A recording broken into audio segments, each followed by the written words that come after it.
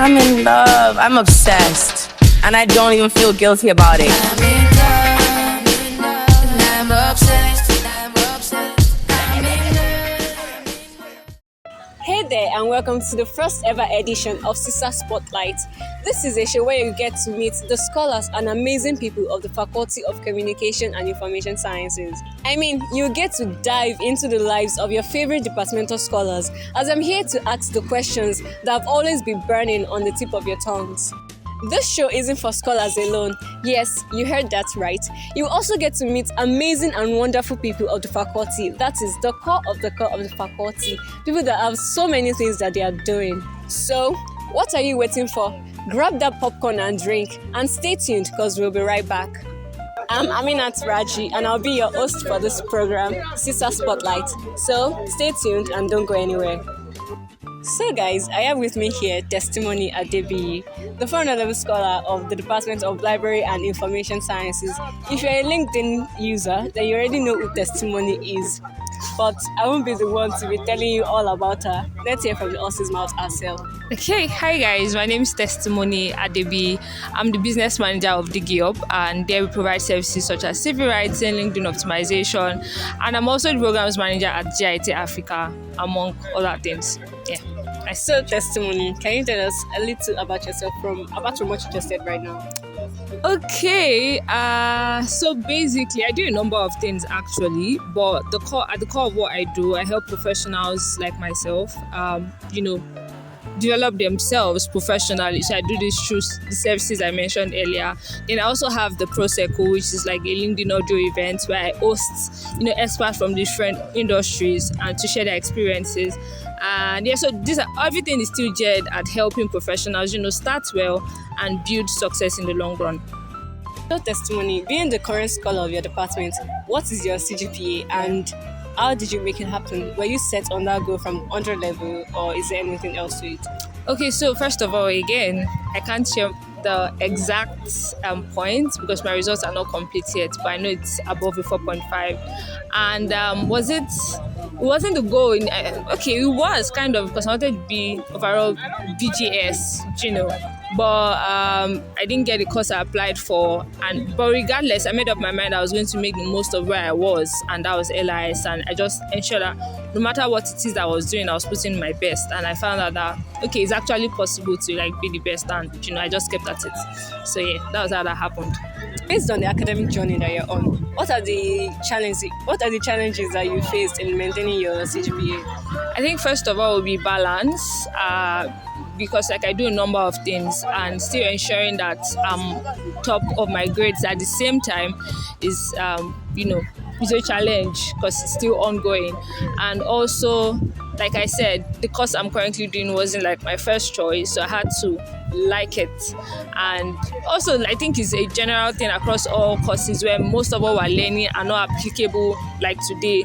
So it's hard to relate to it and be able to think about it it's actually happening. So I think those are number one will be balance actually, because it's a lot. But yeah, we're pulling through. Speaking of balance, how do you juggle everything? Because I know what you do, and honestly, it is a lot. And you're still able to maintain being the top of your class. How do you do it? I think first of all, it's the grace of God. I'm not even going to lie, because there's a limit that, man's strength can carry you. There's a limit to man's wisdom that can carry you as well. So I'm not even going to lie. The grace of God has been very helpful for me in the beginning. You can even do little and the result is much. And I know it's not just by, I'm smart, I can manage my time. All of these are there, but it's not the main point. And I'm also I have really solid support system, and when it gets a lot, I have people that I'm looking at that have done this and even done more. So I look at them and I'm like, they did it. It's not new. I can do it as well. And I encourage myself when I feel down. And I just ensure that, there's a balance as well. As much as I'm working, I also try to have fun, which probably maybe going to talk about later. But yeah, I just try to ensure that at the end of everything, I'm still staying like a human being. Yeah. Okay. So apart from maintaining your academic journey, your academic activities, and also the LinkedIn superstar stuff, how do you socialize? How do you unwind? How do you relax? Okay. I like to watch movies a lot. Recently, I just even entered K-drama. the people you So like I watch movies and I like make out time just as I plan to read. I also like plan to watch movie from this time I want to see this series. And I love to talk with friends. So I have friends that I'm always like gisting with from time to time and just ensure that I still make out time. I'm actually very deliberate. I make out time to have fun, gist with people and watch movies as well. So you're a very serious planner. You stick to your schedule. Yeah, You read that, guys. Yeah. You know, you emphasize this a lot. Yeah. That the course you're studying right now is not the one that you actually set your eyes on studying at first. So what course were you planning on studying before they gave you LIS? I wanted to study mass communication, and every day I'm grateful to God that I did not give me. Sorry, what is that supposed to mean? What do you mean by that? Actually, I feel like a lot of things that I do right now, I'll not have been able to do it, find the time enough to do it if I was in mass comm. I mean, when people try to compare themselves to me, I'm like, you're in sciences, we can't do the same thing. So I understand that LIS in a way it's a blessing, and I was able to eventually accept it. Of course, like I spoke to a number of people who did the same thing, and I've been able to map out a career again, not in LIS for themselves. I'm like, okay, so I'm here now. I tried to switch, but I think in 200 level, I went into mass comm a little bit, and I was like, I don't think I am. You know when you say you want to do something out of hobby and you find out that that's not exactly what you like. So that was it, and I was just like, okay, how do I make the most of where I am now? And accepted it. So that's how we got here. Okay, what advice would you give to freshers? Probably not in LIS, but freshers that are coming in regarding their academic activities and journey. I think that the biggest advice I got was whatever it is that you desire, you can have it. Like you have what it takes. You just have to know what you want and go for it with all you've got. That's like the best. It's not going to be easy. I'm not going to lie. Nobody has it easy. Whether you're in sciences, you're in arts, whichever place you find yourself, is not going to be easy. But you have to like be really, really determined. This is what I want, and I'm going to go for it. No matter how many times you fall, I still have mistakes. There's still some courses that I'm like, guy, you didn't try. But that does not mean the next time I get to it, I'm still going all for it. And so go for it. You have what it takes, and I'm waiting for you. So guys, you've heard all that. Whatever you're into right now, whether you got a situation of what I ordered versus what I got, just be the best in the field that you're in and give it your all. Okay, so before we end this segment of this video, we are going to play a little bit of game. Wow. Not a game per se, but a brain teaser situation, because all work and no play makes Jack. Complete that, guys. Okay. So the question, I'm going to check it. Okay. Right here. Okay, here's the question. A woman shoots her husband. Then she holds him underwater for over 5 minutes. Finally, she hangs him. But 5 minutes later, they both go out together and enjoy a wonderful dinner together. How is this possible? This one did not die. You have a strong spirit. I like your creative mind. I love your creative mind. Like, try to see the best in all situations. Actually, I don't know the answer. I believe like he has a strong spirit. There's some people that all those couples that you step on you feel that he has that kind of spirit. I don't know the answer. I'm sorry. Okay, guys. So the answer is the woman was a photographer. She shot a picture of her husband, developed it, and then hung it up to dry. I tried my best. I mean, out you of did. the box thinking. And you were very creative with your answer. I love that. Okay, guys.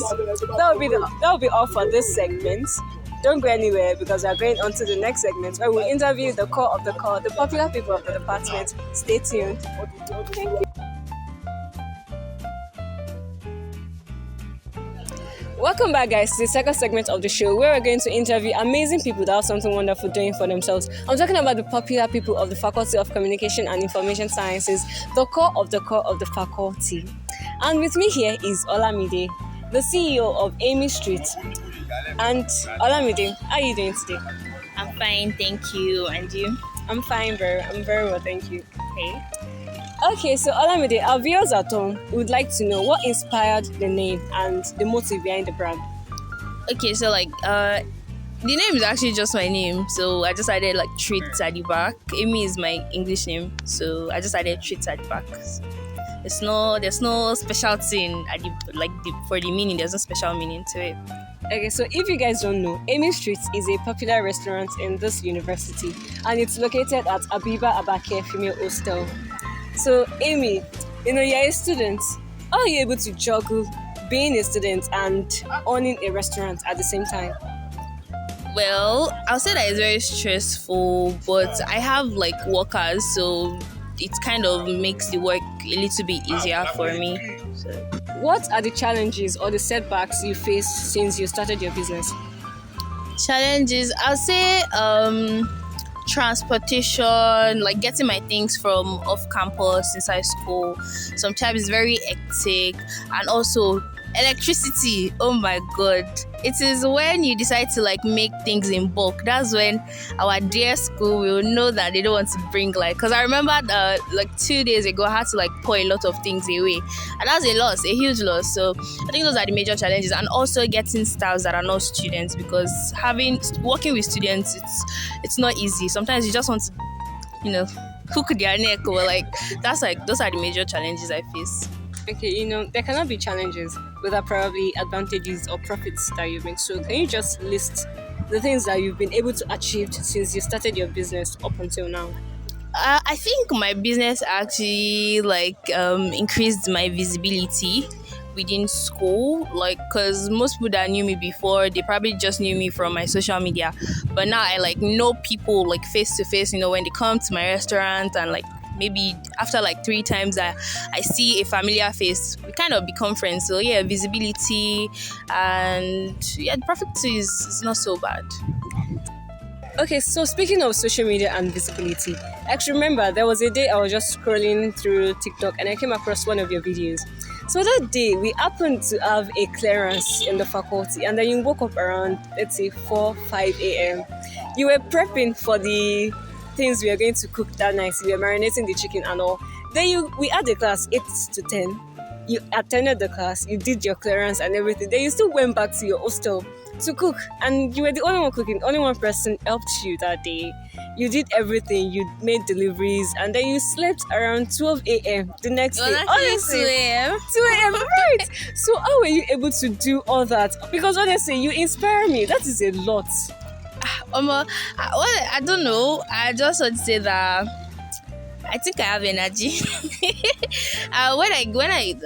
When I get to rest, I rest well. I rest I don't have any work I'm doing. So these few times when I actually have to work, I just do it the way I rest too. So it's not a big deal for me, because I'm kind of used to the stress, and I know what comes with it. I know that I'm a student, and I know that I have a business, and I know I have to balance it too. So I'm mentally prepared for anything that comes with it. So yeah. Do you hear that, guys? So one of the final questions, not the final question, but one other question that we would love to know is, what are your future business projections that you have in mind? Well, I'm actually not sure about that, because I don't think I want to stay in this school environment for long. So probably I'll move my business to town and see how it is. Then I really don't know. I really can't say. So you guys should just watch out, see where we go to next year. So yeah. Okay, so what would you say your advice would be to future budding entrepreneurs or people that want to be in the same line of owning a restaurant and all that? Okay, for me, I got a lot of disappointment when I was going to start properly, because before I was operating as an online vendor before I finally opened a space. So when I was going to open a space, I got a lot of disappointments from family, from friends, but I did not let it weigh me down. So I feel if you really want to do something, regardless of what anybody says, if you think you have what it takes, and if you think you can actually cope with the mental stress that comes with it, because that's another thing on its own. if you think you can, like, just do it. Don't care what anybody has to say. And also, people would always complain about finances and all of that. You don't have to have a lot of money to start a business. Just start with the scraps you have. If it's that you should gather maybe contribution, if you can borrow from your friends and you're sure you can pay back, just do something. Don't give excuses. Excuses kill businesses. If you keep giving excuses, you're not gonna do anything. So yeah, that's my advice to everybody. Okay, so what else do you do apart from business? I do social media. I dance sometimes, but only in my closet. Only where nobody can see me. I can sing. I have like few songs that I wrote, just for fun. Can you just give us like a teaser of it? A teaser. Okay. You don't have to be shy. Okay. Is anyone here? Can anyone feel me? I'm breaking down inside. Can anyone hear me? Crashing back to the time, screaming back to the memories of the lane. Can anyone hear me? My mind is down, down, down. I'm going upside down. My mind is down, down, down. Going upside down. Like just one of Okay, many. so you said you were the one that wrote that song, right? Yeah. So what inspired you to write that particular song? It was like my sister. Let me just say my sister. Is she your best friend? No, she's not my best friend. Well, you're very close to your sister. I like that. Yeah, kind of. Okay, that's it, guys, for this edition of the program. And once again, thank you, Olamide, for being with us today. You're welcome. And you guys can get to know more about her by going to our TikTok handle, which is... Your favorite Ilorin TikToker. Okay, thank you for being here today. I really appreciate it. Thank you. Bye. And now I'm obsessed.